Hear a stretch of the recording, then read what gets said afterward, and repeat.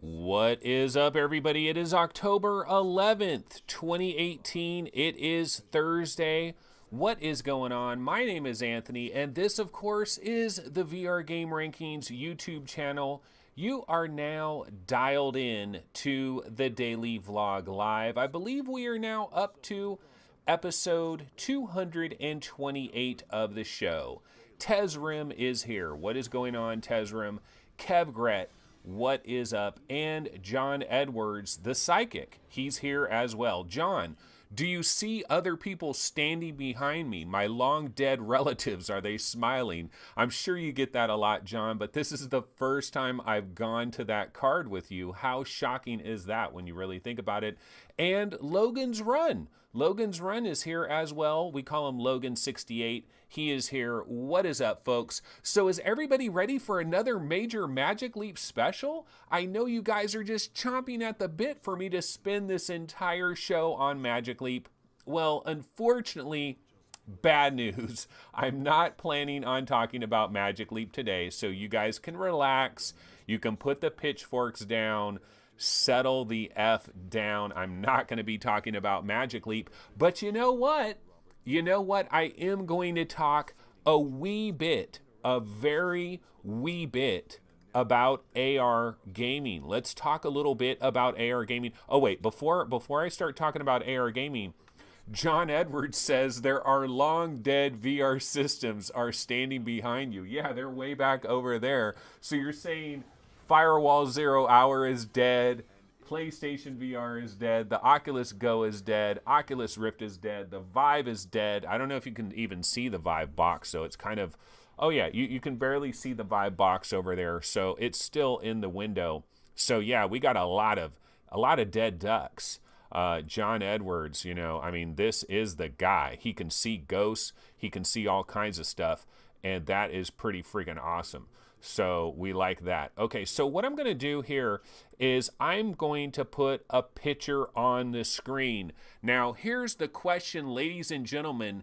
Is that HoloLens 2.0? Do we have our first picture of HoloLens 2.0? And I don't think so. But this is making the rounds today. So what is going on here? Why is supposedly the HoloLens 2.0 making its way around Twitter a little bit today? And I'm going to go ahead and pop on a little segment of a video where it shows this. And so this is the NASA Jet Propulsion Laboratories. They actually posted a new video, I believe it was yesterday on October 10th, and I just cut out a small little section of this video where it shows a guy potentially with the new HoloLens 2.0, and then you see a bunch of people. There's the new HoloLens 2.0. Maybe, there it is again. And then we also see a couple of pictures of old school HoloLens 1.0. Now the question is this really HoloLens 2.0? And yeah, Lethal Weasel VR is saying, ha ha ha, no Magic Leap. But guess what, folks? HoloLens, the next best thing. This is what you guys really want to talk about, right? Yeah, HoloLens is all the rage, right? Okay, so from what I understand, though, I went into a Reddit thread. This was in the Magic Leap subreddit where somebody said, hey, is this HoloLens 2.0? Perfect timing, right? This video comes out on the 10th. Is this like counter programming from Microsoft? Are they trying to take a little bit of Magic Leap's thunder on Magic Leap's big day? They kind of leak this out in a NASA JPL video, and then everybody starts talking about HoloLens 2.0 and starts talking about double the field of view. Chris says, wake me up when we talk about VR again. Don't worry, Chris, we're not going to be on this very long. Believe me, I do not have a whole bunch of HoloLens videos to get into, but I just wanted to go into this real briefly. Now, I do have a quote from a guy on Reddit, and if you can't trust a guy on Reddit, who can you trust? And this is what he's saying about this video. Now, you guys can probably barely read this, but he's saying it's an old design Funny that people are bringing up this image again, likely a dummy device that Microsoft was using in early 2015, as there are not even any sensors. Despite your wishes, this isn't ending anything. And this is going back to a Reddit post where they're saying hopefully this ends Magic Leap once and for all, with basically the arrival of HoloLens 2.0. Magic Leap is now dead, and let's move on, people. Let's move on. Let's get away from this, and it's time to move on.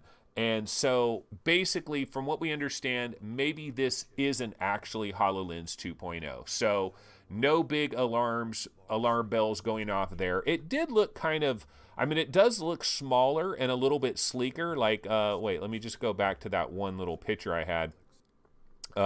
This picture right here, I mean, if this was HoloLens 2.0, it's definitely a lot less bulbous, okay? It's a lot less bulbous than the original HoloLens, and that would be good. But yeah, the guy's saying, where's the goddamn sensors? I don't see any sensors anywhere. So yeah, maybe this isn't HoloLens 2.0. So we'll have to wait and see what is going on. And John Edwards, not only is he one of the world's renowned psychics out there, but he also moonlights as a VR developer, and he's seen no signs of HoloLens 2 yet, but he's not at Microsoft, and he's not a dude on Reddit either, so you can't trust him worth a damn. If you aren't a dude on Reddit, you can't be trusted. So let's just get away from that right now, and let's see here. Why don't we throw on an Assetto Corsa Competizione? Competizione, man. Here's a trailer, Assetto Corsa Competizione. I forgot to talk about this yesterday, guys. This has VR support right now. Yeah, introducing VR support, October 10th. This happened yesterday. I forgot to talk about it. Look at how freaking beautiful that looks. I mean, that looks really, really drop dead gorgeous. That is Assetto Corsa Competizione. A lot of people believe with every fabric of their being that Assetto Corsa is the racer to beat when it comes to VR racing games. Better than Project Cars 1, better than Project Cars 2. I don't know. I've actually never played any of those. I haven't played Project Cars 1 or 2. I don't even think I tried the demo. I think I downloaded the demo for Project Cars, for one of the Project Cars. I downloaded a demo. For some reason, it never loaded up, so I just never ended up playing it. And I'm not really a racing game guy. I don't mind the racing games. I wouldn't mind screwing around with the racing games. I have played Drive Club VR, played it quite a bit, and actually really liked Drive Club VR quite a bit. But let's take a look at this trailer. I'm going to full screen it just for a second so we can look at the pretty visuals.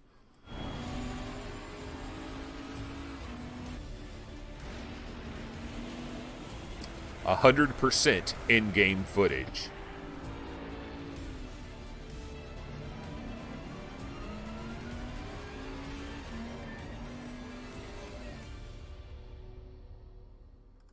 Yeah, so that is available now. You know what I haven't checked, and actually I have no freaking clue, what is the price of this Assetto Corsa Competizione? Let me go ahead and look that up. Assetto Corsa Competizione, Steam. And with every purchase of Assetto Corsa Competizione, you get a little bit of rigatoni thrown in. So that's nice. You can make a nice Italian dinner. So on Steam, I'm taking a look at it right now. Let me lower this volume a little bit here. And it is an early access game. $25. It's $25, and it is very positive. Yeah, Tesram says Assetto Corsa Pepperoni. Assetto Corsa Pepperoni. That's pretty much what it is. I'm actually Italiano. I should know how to pronounce these things. I should be a lot better with these things, but I'm not very good with these things. Okay, so I am going to go to the web browser with small video window, and here it is, folks. This is Assetto Corsa Competizione, the Steam page. 894 reviews. Very positive. Now, this originally launched on September 12th. and it's been out for a while, but of course we were waiting for October 10th, because now that we are at October 10th, now it does have actual VR support, and yeah, it is 25 buccarini. So not too bad right there. Assetto Corsa Competizione. I can tell you guys, when I finally upgrade my video card, and there could be some exciting news. I don't want to jump the gun, but I might be upgrading my video card in the very, very, very near future. And so I am excited about that, but I'm not going to jump the gun on that. I'll wait until it actually happens. But when it does, I might want to check this out. I might want to really check this out. I don't even bother with games like this currently with my 970. Just don't even want to mess with it. And MameFan said, look, I saw Sweeviver's video on Assetto Corsa Competizione, and I was not very impressed. So there is that. Terry Blanchard said he had the pancake version. He's looking forward to the VR version. Chris says, I want to play racing games in VR, but I refuse to play them until I get a racing wheel. But the problem is, if you get a racing wheel, Chris, then you're going to need the gear shift. You're going to need the gas pedal.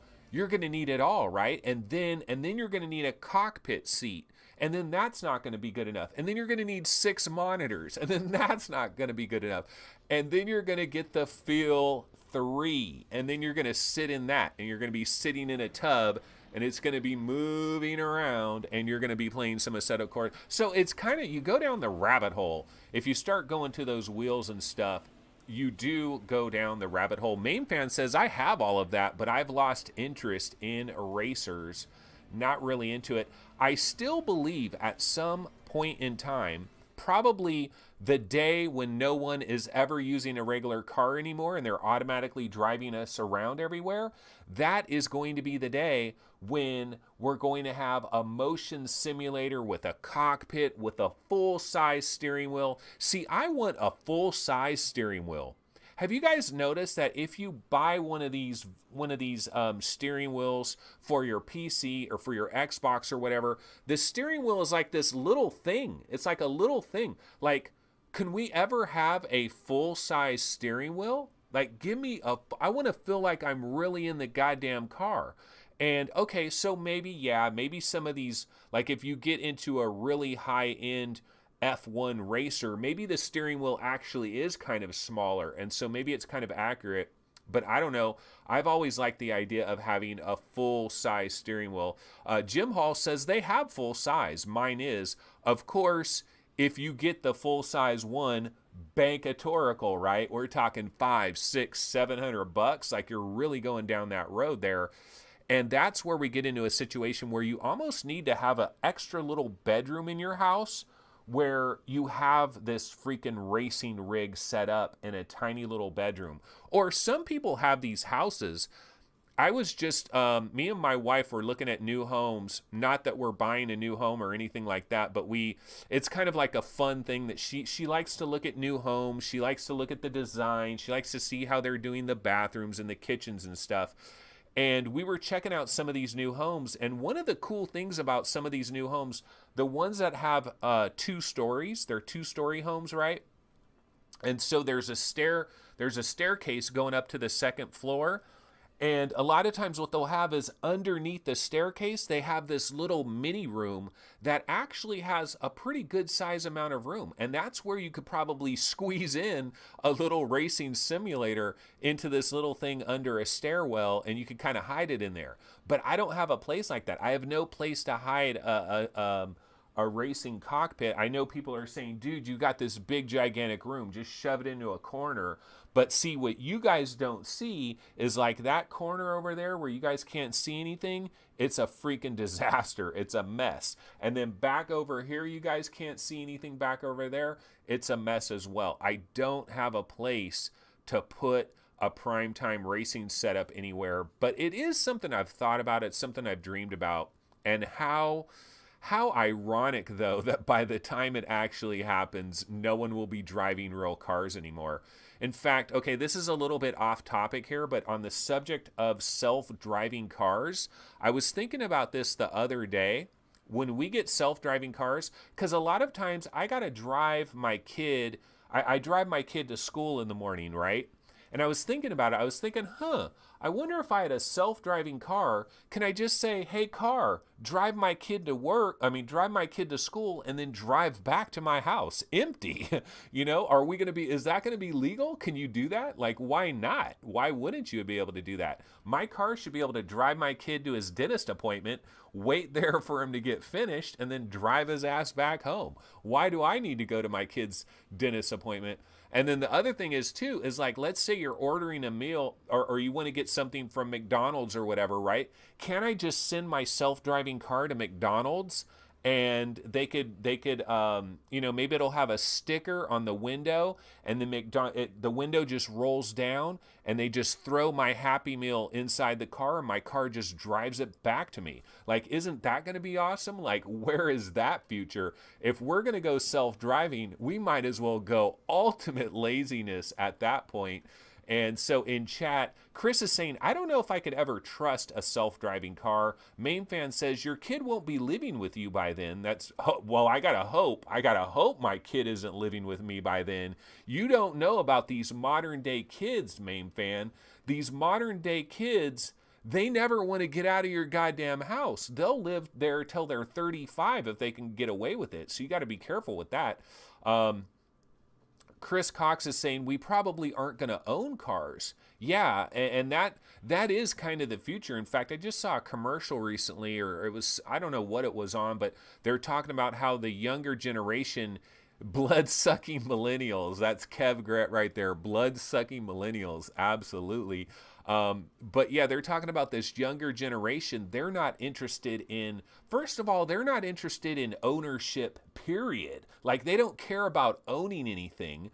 And then secondly, they don't care about owning cars. And a lot of them don't even learn how to drive a freaking car. I'm lucky that my older son, he finally learned how to drive a car. Now he's driving all over the damn place in both of me and my wife's cars.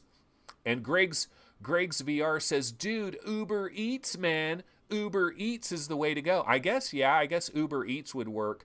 I always wonder, though, about these delivery services, like you can do Uber Eats, right? And you can order a meal from Chili's or Mimi's Cafe or BJ's or Texas Roadhouse or any of these restaurants, right? And somebody will go pick up your meal and they'll bring it to you, right? Like, that's Uber Eats. That's how it works. How the hell is the food still going to be hot? And, is it still going to be hot? Because if I get lukewarm food, I'm not about it. And Tekasura says, hey, bro, I'm checking in. I'm a millennial and I drive. Here's my question for you, Tekasura.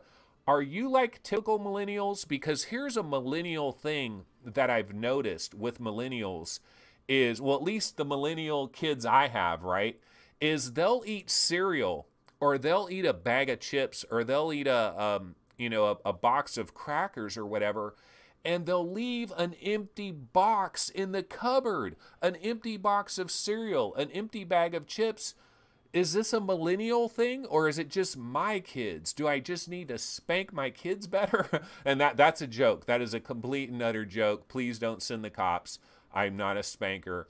But my kids have a habit, like they'll use every last bit of the cereal and they'll just leave the box there. It's like, bro, you just used every bit of the cereal. Come on, throw it away, recycle it, do something like that. And I don't know, I just think that's kind of a millennial thing. Because what I heard on the news one day is that sales of cereal is way down because millennials are so freaking lazy. They are so incredibly lazy that they don't want to actually get milk out of the refrigerator, take the cap off, pour the milk in, then they got to get a spoon and shit, and that is just too much effort. Like, millennials want everything instantaneous with no disposable, like they just want to eat it and move. It's like, it's crazy. It's a millennial thing. If you guys have millennials, you guys know what I'm talking about. Okay, so Kev Gret says, yeah, that's the worst. When you grab the box, you're hoping something is in it. It's completely empty. This is a real thing. Bullet Ape says you can pop your food on your Vive wireless receiver, and it'll be piping hot in a round or two of super hot. Yeah, we've heard about that. And Main Fan says carbs and sugar aren't popular. That's all cereal is. Okay, here's Main Fan. This is the exercise guy. And so he immediately goes into the thought of carbs and sugar. No, dude, I'll tell you, my millennials, my kids, they're all about the processed food and shit. And I tell them, dude, you guys got to occasionally mix in a vegetable and a fruit every now and then. You can't just eat processed foods all day long. My kids eat nothing but processed foods. It's kind of crazy. Okay, so I do have another trailer that I did want to throw on here. There has been some other... Okay, so there's this game that was announced recently. It's called Night Terrors Bloody Mary. Okay, let's go ahead and check this trailer out. I think it's from the Paranormal Activity guys. So let's check this out. Let me go full screen.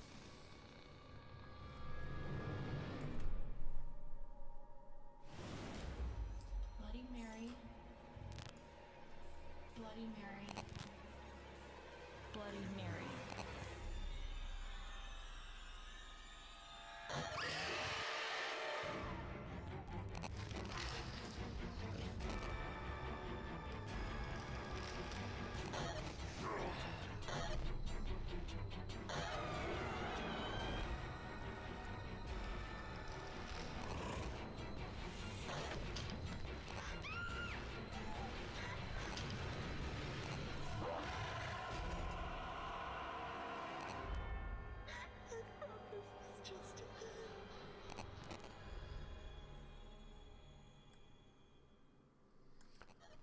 Huh, I don't know. That seemed like a movie trailer to me. That seemed like a movie trailer. I didn't see, was that a game? Like, oh wait, comes a terrifying AR experience. Yeah, I don't know, guys. Maybe my mistake on this one. I thought this was a brand new VR game, like another horror game. Like we need another freaking horror game, which of course we don't. We've got a freaking million of these things. Looks pretty freaky. That, I kind of was looking at that lady running down that hallway and I thought, oh, that may be, okay, that might be a video game. But this kind of, like that kind of looks maybe a little bit video game-ish, but this mostly looks like a movie. But I think where did I hear about this? I heard about somewhere that this is a video game. But now I'm starting to wonder.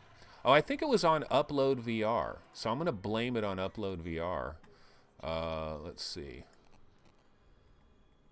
I know I saw this somewhere. Okay, yeah, so, oh, it's an ambitious AR horror game. My bad, folks. AR, I know you guys don't like AR. I don't know why I brought this up. But yeah, if I bounce over here to Upload VR, I did see this. I saw Night Terrors Bloody Mary is an ambitious AR horror game. For some reason, I didn't notice the A, and I just thought it was VR. And I was like, oh, it's a new VR game. Let me grab the new VR trailer, but it's AR. So my bad. I guess nothing major there. But since we are on Upload VR anyways, we might as well see what they're talking about here. Oculus Home 2.0 and Dash Exit Beta now rolling out to all Rift owners. I thought this was pretty much already a done deal because the way I understand it, for the longest time, guys, I was not using the new Oculus Home and Dash and all of that. I had used that in the very, very beginning, right? And I had some problems with it. One of the main problems I had is like, you know, when you're in Oculus Home and you have the bar, you know, this bar that's going around you, and it's like that new style setup, and it's pretty cool and everything. Let me turn this trailer down here. It's pretty cool and everything, but it would play this music, this dun, like it would play this music in the background, right? Dun. And so I had this problem where I would be in Oculus Home and then I would start up a game and it would have this dun, and then the game would start up and that music would be there the entire game. I couldn't get that music off of there, and it drove me absolutely batshit insane. And so what I did is I would opt out. And so I opted out of the whole Oculus Home 2.0, the Dash and all that. So everybody's doing all this fancy stuff with Oculus Home 2.0 and Dash, and I wasn't using any of it. I was using the old school Oculus thing because of the sound. And then all of a sudden one day I turn on my Rift. I don't know what day this was, but like within the last week or so, one day I turn on my Rift and it's all brand new. It's the new Oculus Dash and all that. But luckily, they must have figured out what the problem was, because luckily now I go into games and that music stops. So they figured it out. Whatever the problem is, they figured it out. So I am using, well, I guess everybody has to use it now, right? You can't go back even if you wanted to.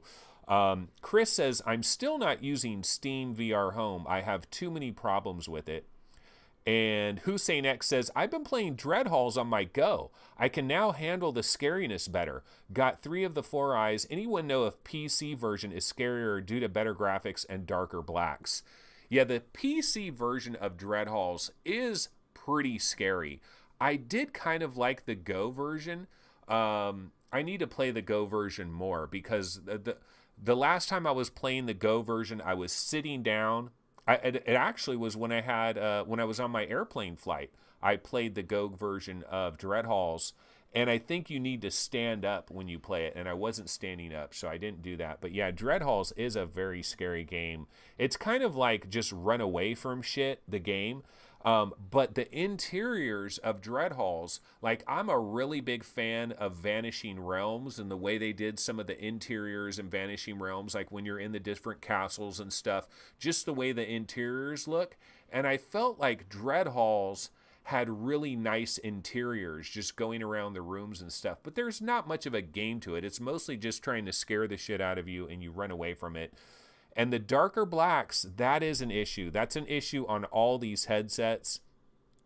But yeah, the Oculus Go seems like it doesn't have quite as much of an Oculus Dash. And Bullet Ape says, that reminds me, I've been dashed. Wah, bye-bye old home, good home, safe home, stable home. Yeah, that's kind of my take as well. But I'll hope that things are working here. The fact that it's out of beta now, they can't bring it out of beta and it has all these major problems, because people are going to get pissed as hell.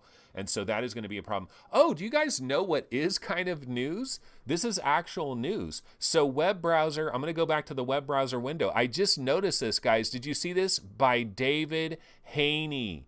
By David Haney. You guys know Haney555 on the Oculus subreddit? He is now working for Upload VR. He is now writing stories for Upload VR. Here's another one. David Haney. Vulkan could bring Oculus Go performance and battery life improvements to Quest. Let me see if there's any other David Haney stories here. They appear to be all Oculus related.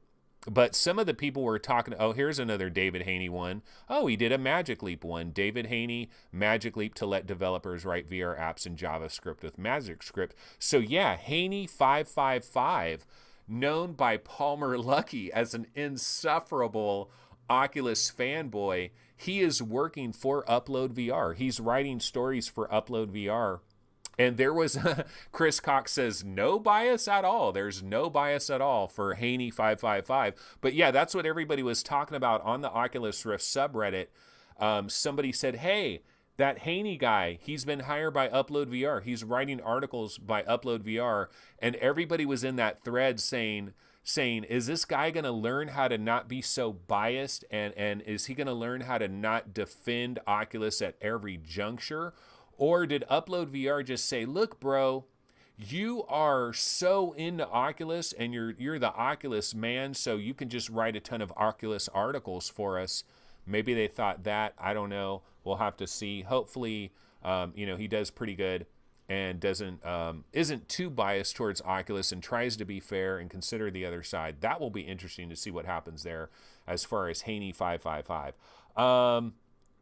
James Davis 911 says, run away from shit the game. It pretty much is. Like, I think they could call that, like, Dreadhalls, a great name for Dreadhalls would be Run Like Hell. And back in the 90s, back in the late 90s, there was going to be a game called Run Like Hell. It ended up never coming out. It ultimately never came out. I think it was going to be on PlayStation 1 and maybe like Nintendo 64, and it was called Run Like Hell. And that would have been a great name for Dreadhalls, because that's pretty much what you do. You get scared as hell, you turn around, and you run in the opposite direction. And Bullet Ape says that would have been a much more appealing name. Yeah, they might not have been able to use that name though, because that old game in the late 90s was going to be called Run Like Hell. It was like RLH, Run Like Hell, never ended up coming out. Okay, Hussein X says, after the update to 1.31, my Oculus Home now works superb with no stutter. He has an i5 6400, and he's saying i5 processors were having stutters. Seem to have been addressed soon after it came out of beta.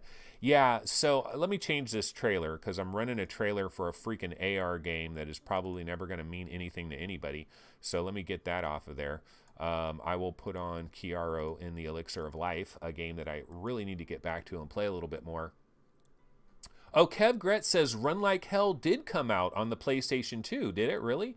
Okay. And then Chris Richardson says, wasn't that the Lance Hendrickson game? I thought Run Like Hell did release.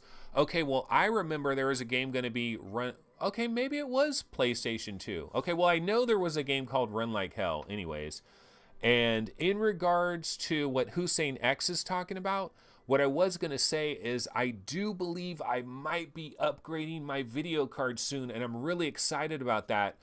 But I don't know how much my i5 2500K and everything else in my computer is from the spring of 2011. So I might finally be adding a new video card to my computer and kind of bumping that up in a major way. But everything else is from spring 2011. So I'll see how much I'm constrained by all of that. That's going to be interesting. And yeah, initial release date for Run Like Hell was September 27th, 2002. Okay, so it did come out. So that's why Dread Halls is called Dread Halls. We figured it out. We've solved the problem there.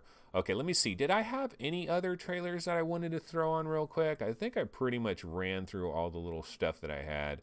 Yeah, I don't really have anything else. So if anybody else has anything they want to bring up, any kind of news stories or whatever, we can bounce over there. And James Davis 911, his PC is from 2011 as well. And so he's kind of dealing with the same thing that I'm dealing with. James, I'm assuming, though, that your graphics card is not from 2011. I used to have a 560 Ti. That was the graphics card that I bought in the spring of 2011, was the GTX 560 Ti. And that was a good-ass graphics card, man. The 560 Ti. I don't know if anybody remembers back to that time frame, but let me tell you, buddy, the 560 Ti was awesome. It was an awesome performance per dollar ratio. 560 Ti was a champ, man, and it ran for years very well, the 560 Ti. Okay, I'm looking up Fire Sprite on YouTube persistence, because yeah, there is a new persistence update. I'll see if they have any new information on there. Yeah, so we do have a new persistence trailer that just came out. So let me go ahead and grab this. This is on PlayStation, so I'll grab this trailer. We could throw that on. You know, it's interesting. The Persistence is a very good game, but I've never played it. Never, ever have played it. But it's actually... No, I mean, I've played it, but I haven't played it in a long time. Since that first time I played it. I played the Persistence maybe, you know, a handful of times for a couple of weeks, and then I've never played it again. I forgot all about it. Oh, James Davis is on a 2600K, so very similar to what I'm dealing with, James. I got a 2500K. I do have that shit overclocked to hell and back, and it's surviving. It's luckily surviving. So James Davis 911, what is the graphics card that you have in there, and how CPU bottlenecked are you, do you think? I'm wondering. Because I'm going to be in that kind of a situation pretty soon here. But let me go ahead and I'll throw on this new Persistence trailer. Let's check this out real quick. Let me see where I have it. The Persistence. Let's see, what is it called? The Persistence. Okay, accessibility features. Okay, so let's go ahead and check this trailer out. This is a brand new Persistence trailer that just hit, and there is going to be a pretty major update. So let's see what this is about. Hey there, and welcome to a very brief run-through of the accessibility options in our latest update. I'm Stu Tilley, the game director for the Persistence. Even though we focused on designing the Persistence to be a tough challenge, we also believe that games should be fun and inclusive for players of different skill levels, and for players with disabilities. By turning on Assist mode in the pause menu, the game now gives you fine control of many settings which directly affect the gameplay difficulty. For example, you can now give yourself infinite ammo, change the damage enemies do, and even the speed at which they move, which can make all the difference in a challenging horde battle. Or, if you're partially sighted, there's the option to display enemies as bright red and visible through walls. Okay, so this is a lot of little accessibility features and stuff for like disabled people, which like that is super cool. I mean, it's super cool that they're offering this. I don't know that it's like super exciting for a lot of the stuff that we're interested in here, but I'm sure there's other updates as well. This just happens to be some of the accessibility options that they're offering. But I mean, hey, that's really cool. Also for like people that are colorblind and stuff, probably options for that as well. So that's kind of cool that they have that.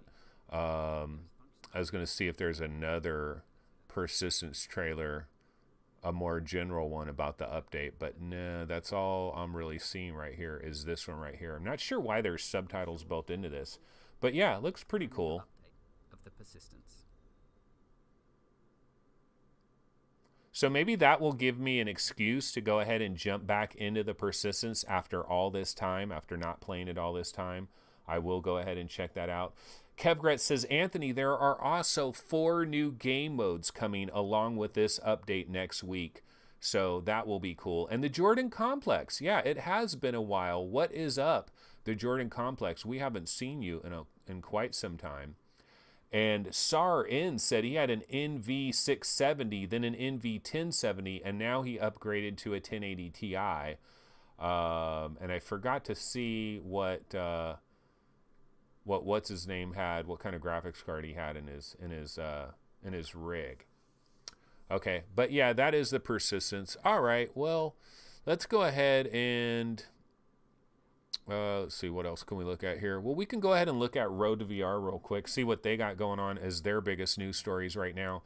So Road to VR, they're talking about Oculus Home Update brings new improvements, social features, and more to all users. Something maybe I'll look into a little bit in terms of like inviting people to your space and stuff like that. I believe that's something that's possible. And then Firewall 0 Hour is PlayStation VR's most downloaded game in September. I don't think that's a real shock. We did find out, of course, yesterday about Seedling, which is this new Insomniac Games thing that is launching on Magic Leap this November. But it's kind of more of an experience than anything, I'd have to say. And let's see. Tetris Effect landing on PlayStation 4 and PSVR next month. I think it's November 9th. Pre-orders are now available for Tetris Effect. Is anybody excited for Tetris Effect? I wonder if I have a Tetris Effect trailer that I could throw on here. I've kind of forgotten about Tetris Effect. I don't know. I'm not like super hyped on it. Like this is Enhanced Games. Like these are the guys that did like Rez and stuff like that. So I should be kind of excited. But let's see, do I have the Tetris Effect trailer? I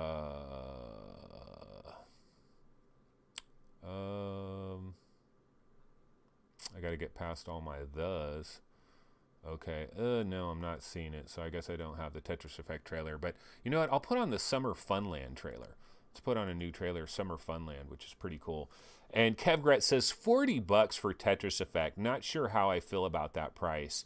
Lethal Weasel VR says, I was kind of excited for Tetris Effect until I saw the price tag. And Chris Cox says, too pricey for Tetris Effect. Hopefully they will have a demo for Tetris Effect. We did find out that there is going to be a demo for Astrobot, which is good for all of the holdouts out there that still aren't grabbing Astrobot, because there might be some people that have a PlayStation VR, they're still not grabbing Astrobot because they're not into like cute, cuddly platformer kind of games, despite how everybody is raving about it. And so it is nice that there will be a demo for that so people can actually try that and get their hands on it. And Lethal Weasel VR says Tetris Effect has Gamefly written all over it. Is it going to have a physical version? Because, yeah, that is a bonus. If they have a physical copy, you could potentially Gamefly it. And then Kevgred is saying, hey, there are some sales right now, guys. Super Hypercube is $6.74, which is probably the price it really needs to be. I kind of like Super Hypercube. I like that game. I liked the visuals of Super Hypercube. It's so simplistic, but I like Super Hypercube, especially for that price. It is not a bad deal at all for that price. And Chris Richardson says, I'd like to try Astrobot actually before buying it. I'd like to see what all the hubbub is all about.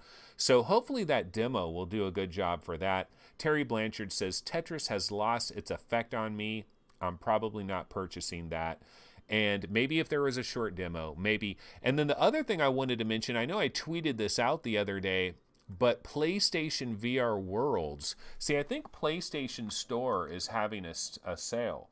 PlayStation VR Worlds, I think, was like $6 on PlayStation Store. Let me see if I can find it. I don't know if it's still on sale now, because PlayStation was basically, it's kind of the 2-year anniversary deal for PlayStation VR. And yeah, it's $6. Yeah, I'll bounce over here. Web browser with small video window. PlayStation VR Worlds, $5.99. It's 60% off, and you can get another extra 10% off of it if you have PlayStation Plus as well. And if there's anybody out there that does not have PlayStation VR Worlds, you're making a real big mistake. You really should grab PlayStation VR Worlds. Let's see, does it have all the sales? PSVR catalog. I was wondering if they have a mode where it shows the deals, because what I could do is I could look at these. I know there's a number of good deals that are going on though. Like Along Together is $12. Apex Construct 40% off. That's $17.99. Arizona Sunshine is 50% off. This is normally $40. You can grab Arizona Sunshine for $20. Archangel is $12, down from 30 bones. Apollo 11 is 40% off. You can get that for just over $7. Blind 10% off. Not much of a deal there. Blasters of the Universe 50% off. So there's a number of deals that are going on right now as far as PlayStation VR. But I think really probably the best deal, Tumble VR, I know, is only $3 or something like that. So if you guys don't have Tumble VR, you got to grab that. Let's see what we got. 50% off for Don't Knock Twice. 60% off for Drive Club. Drive Club is only $5.99. Not a shabby deal there. 60% off for Eve Valkyrie Warzone. That's only $12. So we do have all these deals that are going on PlayStation VR for the 1 year. 70% off Football Nation VR Tournament 2018. 70% off. Wait a minute. Wait, this is $15. This is $3. I don't get this. Can you pay $3 and you get the full Football Nation VR? That's, for $3, even if you think it's kind of crappy, you probably want to grab that. I was looking for Tumble VR because I know Tumble VR is only a couple bucks. Oh, Here They Lie is on a major discount as well. Yeah, so we got a lot of good deals going on PlayStation VR. So definitely check that out. Tumble VR is a recommendation from me. And PlayStation VR Worlds as well. And Eric Dirks, hello from Iceland. Eric, any other comments besides hello from Iceland? I know we've heard that quite a bit. Thumper is $5. And I think Thumper might be $5 in a lot of places. Paradise Decay says, Anthony, check out the Green Man Gaming VR sales page. Okay, let me go ahead and check that out. Paradise Decay says he got PlayStation Worlds with his starter kit. Hasn't even opened it. Dude, you got to check it out. PlayStation VR Worlds is not bad, man. London Heist is absolutely worth playing. Okay, Green Man Gaming VR. Let's look at that. Green Man Gaming VR.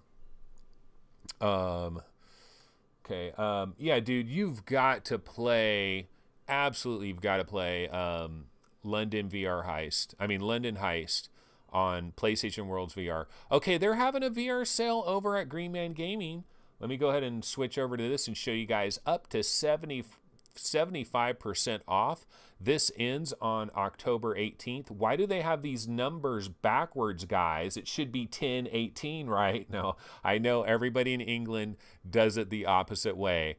But you can see Dirt Rally here. Yeah, let's celebrate the fact that Dirt Rally 2 has no VR support. Let's celebrate that by buying the game from them, everybody. At 79% off, let's buy their game and show them our love, or maybe show them that we really want VR, I guess. I know there's a lot of people that have been rallying around Dirt Rally finally having, the new one having VR support. Surgeon Simulator ER is 66% off. Super hot. You can grab that for 15.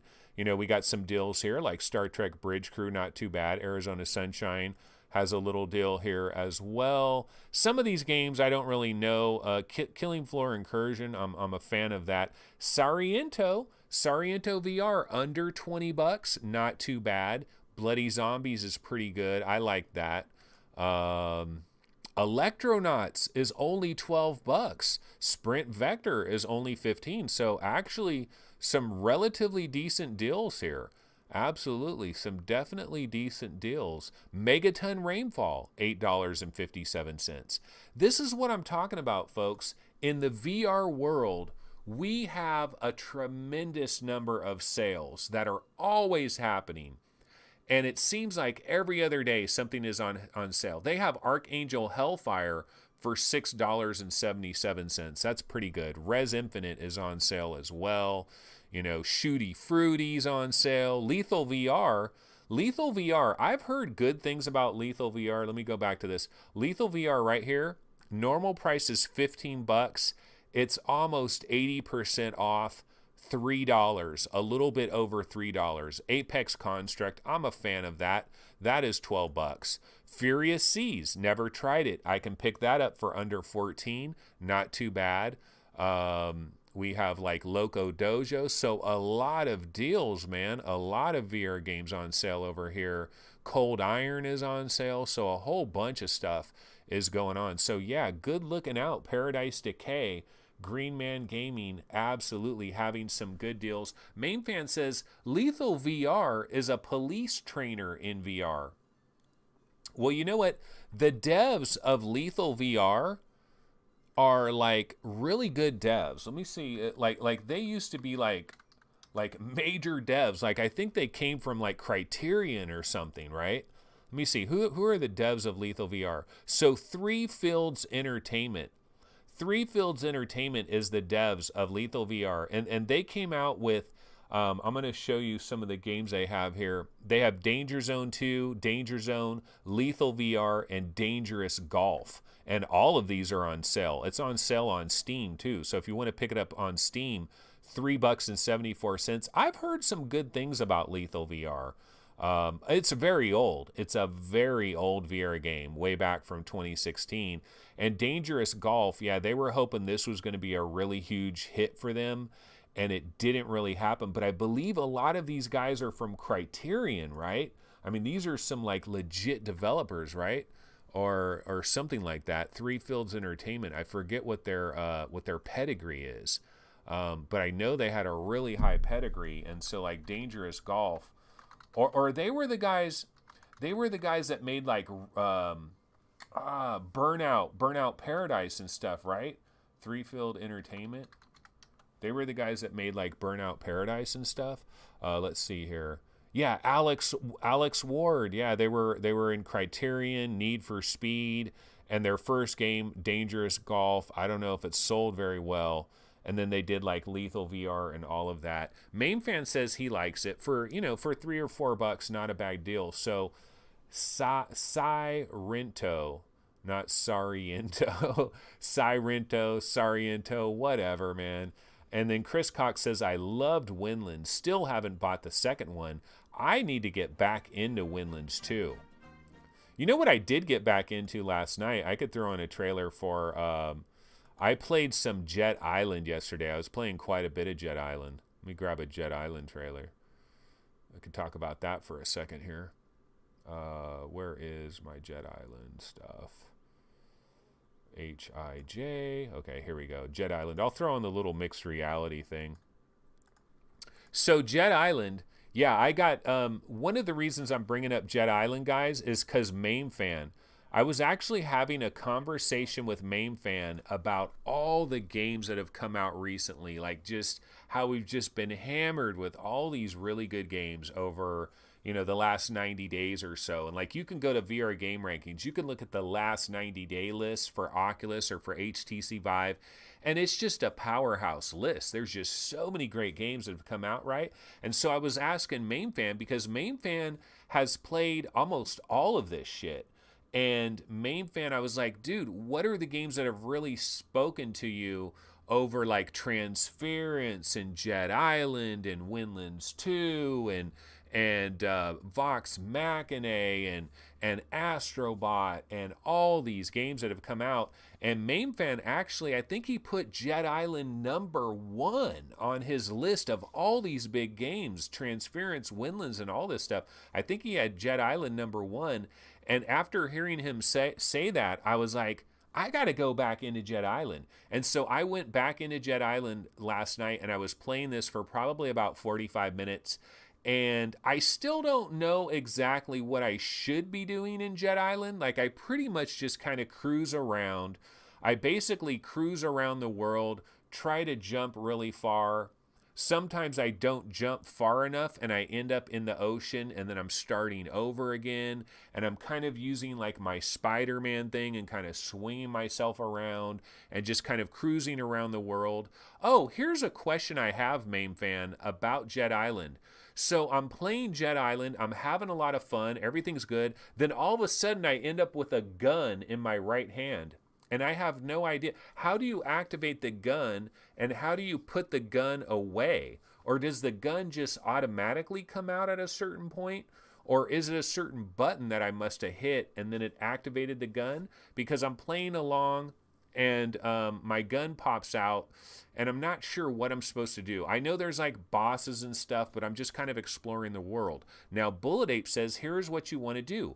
Find drones, kill them, get upgrades, take out the 5 bosses, game over. That's pretty much it. And MameFan says there's a button on your wrist to enable and disable the gun. I must have accidentally hit it. I must have accidentally hit the little button on my wrist. Okay, I was hitting all the buttons on my Oculus controller, and I wasn't looking at like my in-game wrist. I know there's a menu that you can activate on your in-game wrist as well. And MameFan says what you want to do is just explore and kill bosses and collect upgrades. And Terry Blanchard says, Jet Island is just too basic for me and seemed to be made from the basic assets of the game engine. Yeah, I mean, Jet Island, like, I like Jet Island just as kind of a chill out, relaxing, almost like meditational kind of experience of just kind of vibing and chilling and relaxing. But I probably should actually try to like find bosses and try to do something constructive. I just kind of been free flowing it. And Paradise Decay says, Anthony, if you like the thrill you get from Jet Island, you'll probably enjoy Rush. Yeah, maybe so. But yeah, look at that little tiny guy like jumping all the way into the center of that. That's pretty cool. But yeah, it is kind of fun to just chill around and explore the area. And Bullet Ape says, 20 drones around that you get upgrades from killing. Strangely, I don't think you get upgrades from the bosses. So to kill the drones, I'm guessing you have to have your gun out. And you have to shoot these things to kill them, right? What are the drones? What do they look like? I don't even know what the heck they look like. I pretty much have just been kind of like trying to jump up on ramps and kind of ski along the ramps and just kind of jump around. And I've just kind of been chilling, basically. Terry Blanchard, he has to admit he's only played the first level and not the levels you have shown. Are there actual levels, though? Do you get into another level? Because I've kind of always thought it's just a big playground, and you just kind of explore the playground. And then what I've always kind of assumed with this game is that it's this huge playground, but if you get close enough to a boss, then maybe you activate that boss and then it becomes a little boss battle with that boss, but it's just kind of like this open playground? Or are there like legitimate levels? Because to me, it seems a little bit more freeform. Okay, Main Fan says there are no levels, but there are bosses deep inside the island. And Chris Cox says Megaton Rainfall, 6.5 pounds. Is it worth it? Chris, in my opinion, I think it is worth it. And it's worth it from the standpoint that now you're going to play this with a gamepad. Don't play it motion controller style. Sit down and use a controller. Don't use an Xbox controller, in my opinion, when you're playing Megaton Rainfall. Don't try to do the motion controls. I say Megaton is worth it because for me, when I'm in Megaton, you're this superhero. These alien ships are attacking this planet. You got to save them. And for me, it's the feeling I get where I'm trying to take care of these little citizens, but I'm accidentally destroying skyscrapers in the process. I'm accidentally killing like millions of them, and I feel really bad about that. But the fact that the game makes me feel guilty for killing all these little people, like that's a great job. Like what other game actually makes you feel guilt? And for me, Megaton Rainfall does make me feel guilt. And then I'm a huge fan of like War of the Worlds and like alien invasions and all that type of thing. And I think the guy that made Megaton Rainfall, I think he did a masterful job of creating these alien vehicles, and the way the alien vehicles move and the sounds that the alien vehicles make, it's very alien. It is very alien. I liked it. Main Fan says, I liked Megaton for exploring space alone. You move at 1 trillion times light speed. Yeah, I mostly just kind of stayed on the planet for the most part. And I'm still like halfway, like I'm not even halfway through Megaton Rainfall. Like I'm really early on in it, but it can get very hectic, and it can get a little, like it can kind of get you a bit flustered because you're really trying to save these people and these aliens are just destroying shit. So that's pretty good. Torn is 16 pounds. I'm still playing Torn. And I got to this point in Torn, I fired up Torn again and was playing it again, and I got to this point where there's all these extra rooms that I'm seeing, and I'm like, wow, Torn actually lasts quite a long time. Terry Blanchard says he'd love a Windlands in space where you can tether asteroids to venture around. That's a pretty good idea, actually. Not a bad idea for Windlands number 3. But anyway, guys, we've been going for about an hour, and I'm kind of out of news stories and stuff. I mean, I could take a quick look at like the Vive subreddit or something. Let's bounce over to the Vive subreddit just for a second before we bounce out of here. See what some of the biggest stories are right about now. And so a live stream, I was just talking about this. We were talking about how Dirt Rally is on sale. Okay, so there was a live stream of Dirt Rally 2.0 from Codemasters' official channel, and a ton of VR people showed up into this live stream and just bombarded the comments about not buying if it doesn't have VR, not buying if it doesn't have VR, not buying if it doesn't have VR. And so that's pretty cool. That's the kind of rally cry that we need to have. Like, online petitions don't work, but you can bombard a live stream and really make it uncomfortable for the devs. That's like a great way to do it. So that did happen with Dirt Rally there. And then fly through audio reactive fantasy worlds powered by your favorite music in the latest free update to Soundscape VR. And this is on YouTube. Let's see if this is a relatively short YouTube video. It's like 4 minutes here. I could possibly grab this and check this out. Does look kind of trippy here, just looking at some of these visuals. I have not tried this. So I guess you could just kind of plug in your own music or link it to like a music folder or something, and then you just kind of chill through these different worlds. That would be kind of cool. I should probably try this. Soundscape VR. So they have a free version, huh? Learn more and download for free. So you just go to their website straight up. So it's not like on Steam or anything. Kind of interesting. I have not checked that out. So there is that. I don't mind. Sometimes I don't mind when they have these little, music visualizers. Music visualizers in VR could be really cool. So that might be something cool to try. This guy said Fallout 4 went from barely playable to butter smooth by upgrading to a 2700X with 3200 megahertz RAM. That's AMD, right? And I think, was it Terry Blanchard in chat that was talking about Ryzen is the way to go? We also have this story where this guy is trying to start a class action lawsuit, or he wants to start a class action lawsuit, but he's like asking for everybody else to like help him out with it. And then we do have that Green Man Gaming sale. This is what Paradise Decay was talking about. There are a lot of great deals there. Definitely some stuff to potentially pick up. This guy says, I'm done at this point. He's talking about Vive support is a literal waste of time. And we always see threads like that. That's kind of one of the reasons why I think maybe if Oculus actually died, it wouldn't be the worst case scenario in the world, because whoever takes them over probably going to help out in a certain way. Oh, you know what? This is kind of interesting. I do want to show you guys this. Check this picture out, folks. Look at this picture right here. Okay, so this is the Variejo headset, right? This is the difference. This is how much more clarity supposedly you're going to get. And it really looks night and day when you're looking at this. I mean, it absolutely looks night and day. But this is that headset where what they're doing, this Variejo headset, what they're doing is they're basically, they put a little tiny screen in the middle of another screen. So the little screen in the middle has basically like human eye resolution pretty much. And then they have a screen around the outside that is like a normal screen, and it's supposedly for your peripheral vision, right? And I don't know, like I feel like there would be seams, like we would see some kind of seam, like there would be something noticeable. You're having two screens here. There's a screen that's in the middle that is super sharp, and then everything to the outside is all faded. And I think there would be a very big, like I think it would be super noticeable. I don't understand how this works personally, but maybe it's kind of like they're just experimenting with that.